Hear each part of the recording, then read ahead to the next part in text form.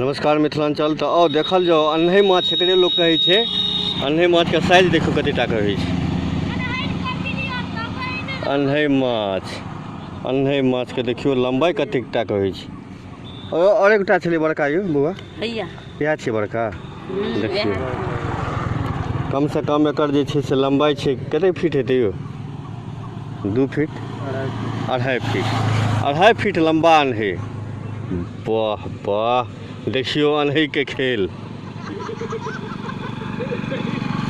देखियो अन्हे माछ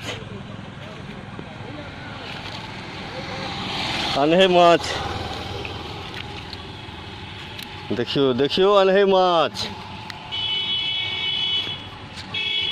या छी अन्हे माछ। कतो जे चर्चा हैत गाँव घर में अन्हे माछ तो बुझ जेबै ई देख के जे हाँ यह छी अन्हे माछ। आइ हम यूट्यूब पर वीडियो अपलोड कर दै छी अन्हे माछ के नाम से। मिथिलांचलक प्रसिद्ध माछ आ मजगूतगर माछ, कलेजगर माछ, तगतगर माछ अन्हे माछ।